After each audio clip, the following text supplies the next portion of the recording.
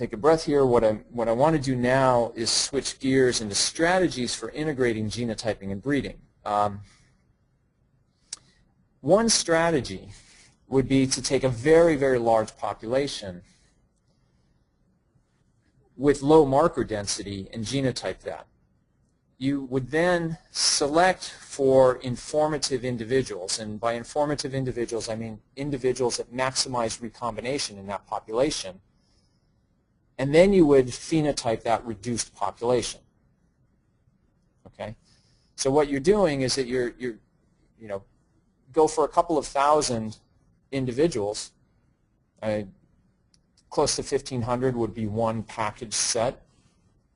And simply, if there's minimal recombination in an individual, throw it out and only keep the individuals that maximize recombination. And there's programs that can be used to do this. Okay. In fact, former student of Steve Tanksey's, who's I believe at North Carolina State University, has a program that can be used to facilitate that. So that's one approach. Another approach is the exact opposite. That is to phenotype a very large population, select the extremes, and then genotype those. Now, this is an approach that I think can work very well in some breeding programs, but the key here is that most of us, when we're breeding, don't keep both extremes. All right? But if you're talking about creating a training data set, it's nice to have the best and the worst. Okay, and so you may have to think about that idea just a little bit, and maybe for genotyping purposes you are going to keep some of the worst. Okay. Hopefully that gets you thinking just a little bit. Okay, so let's move on to now integrating just a little bit more. So I've mentioned association mapping a couple of times, and I've mentioned the concept of genome-wide selection. These are similar approaches, but there's some statistical differences in terms of how the markers are treated, and I'm not going to go into detail on that. What I want you to understand is that populations that are consistent with breeding program designs are very amenable for this kind of analysis. But again, both population size and selection strategy become very important to success. Okay, so what I'm showing in this slide is like a simplified SAS code for association mapping. And so it's using the mixed model analysis of variance procedure. And the model is a trait. Okay, in this case, T1 is the trait. And that trait could be a least squared means, or probably better off to use a BLUP. I'll talk about BLUPs in just a little bit. You then have a matrix that comes from the program structure. And so the matrix I've put in here is the Q matrix from the tomato population. So there's actually 6 subpopulations, and each row represents the probability that an individual line belongs in each of those subpopulations. Now, the matrix here is for 6, but you can't put them all in or you over-parameterize the model. So you always leave one out, but that one can be predicted based on the other 5. Okay? So the information is really there. And then there's a term for marker, and in this case, marker is considered a fixed effect. Okay? And then genotype and possibly replicate are considered random effects. And then we just cycle through all the markers. All right? So what I want you to understand is that the model here is making use of information from structure. Now, you can also bring in information from your pedigree, your knowledge of pedigrees. Right? Arguably, we get more detail with the marker data. All right? And then, again, the power of this is going to be based on population size, recombination distance from the marker to the QTL, and the proportion of variance explained by that QTL. All right? Okay, now, strengths and weaknesses of the approach are kind of outlined in this slide. I've chosen 2 traits to focus on here. One of them is a fruit shape attribute. It comes down to the shape index, which is a height to width ratio.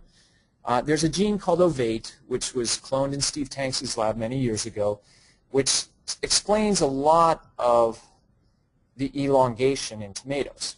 Now, it turns out that ovate is essentially segregating across market classes. There are both alleles of ovate in fresh market material and in processing material. Even within regional breeding programs, it's still segregating.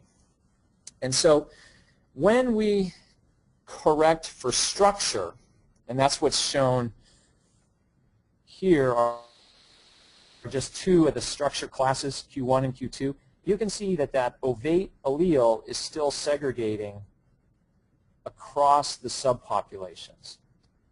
Okay, let me go back here, and I think, sorry,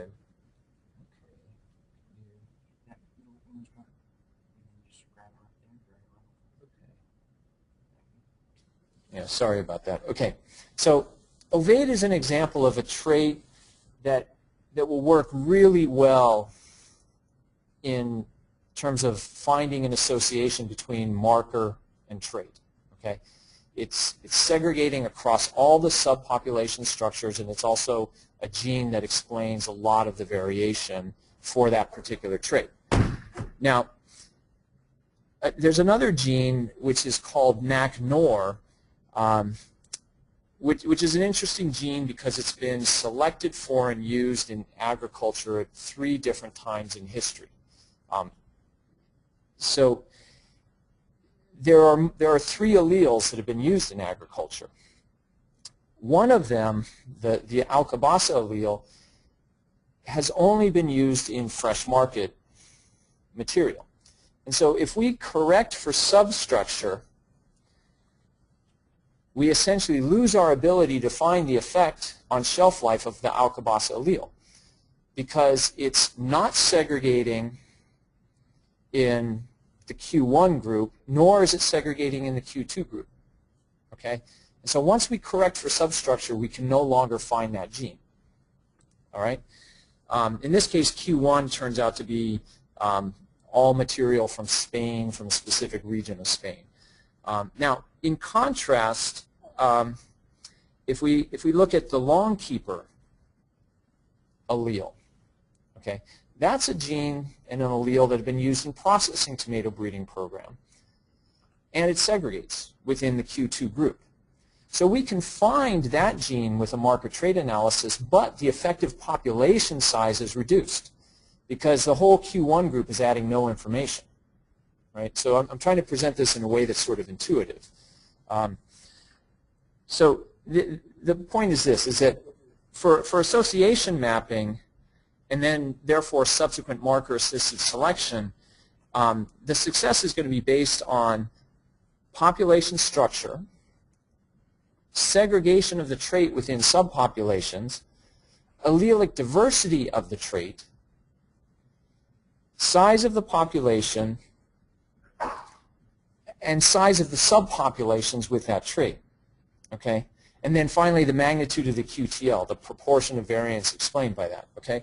And so one of the recommendations that I have, and this may be a little bit provocative, but I would suggest that if you're planning to use this kind of analysis, that you maybe forget about what we would call standard association mapping with unstructured population and think about more of the nested association mapping type populations. Now, in maize and in tomato, these are all done using recombinant inbred lines, and I realize that that's not something you're going to be doing. But you could think about applying this to chain crosses within your own program. Okay? So there are ways that this could be used in the context of potato breeding. And then finally, I would emphasize again that large populations become really important. Okay. Now I'm going to switch gears to another example here, and this is an example dealing with bacterial spot resistance. And one of the reasons I like to present this example is because the crosses that we used are not the typical academic crosses where we take the best parent we have and the worst parent we have and we cross them. This is a population design where it's all best by best crosses. Each of the parents in here was bringing something to the table in terms of resistance to bacterial spot. In a couple of cases, we knew about major genes or QTL, but in a couple of cases, all we knew is that the lines were resistant in our trials, but we had no idea what the genetic basis of that was. So we created a cross, essentially a diallele. Then we eliminated some of those if they were carrying too much fresh market germplasm, and then again intercrossed those. Okay, so it's not a traditional F2 type population, but we have a segregating population. All right, and we went to the field with a very large population, over 1,000 plants, and then we simply selected for the best and the worst, and then we carried those on. Okay, so in the case of tomato, carrying those on means we save seed, and then we're looking at the next generation. It's one more generation inbred. In the case of potato, you're just going to be bulking up that material and then doing an evaluation that's maybe based more on a plot basis as opposed to a single hill basis, right? So single plant selections in the first year and then replicated design in the second, and then the second year, because we're basing it on a plot, we can use a Horsfall-Barrett system to do our analysis. Okay, so now we've got a data set based on the extremes. We've got about 110 individuals that we've selected. We can genotype those, and then we can ask, okay, what models work? So if we use a single point analysis, we get a lot of noise. Single point analysis is not working. So we're seeing a lot of peaks that we don't think are real. Okay, so the position of one of the major genes that we know about is indicated as RX3 on this. If we take that single point analysis and we also correct it for population structure, we see that some of these peaks just go away.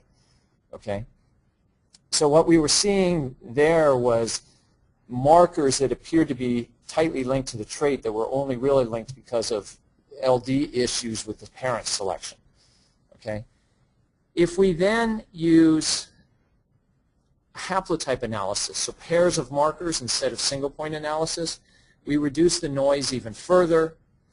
And if we take that haplotype analysis and correct it for structure, we're really just seeing the one peak that we really know about on this chromosome. Okay, and so what I'm getting at here is that we can gain a lot of information by using a multi-point analysis or a haplotype analysis, and that we can reduce false positives by correcting for structure. Okay. All right. So, you know, in this particular set of best by best crosses, we estimated based on parent-offspring regression that the heritability was about 30%. Our realized gain wasn't that high. It was only about 13%. The population was biased towards the resistant end of the screen or the scale, but we kind of expected that because it was best by best crosses, right? Okay. And just to put it in perspective, you know, our average disease rating for those that were selected as resistant based on markers was 4, whereas the resistant control was 3.5. Okay. And again, the susceptible control was 9, which was much worse than the worst side of the population. Okay, and so, you know, in terms of how we can make use of these linkages in selection,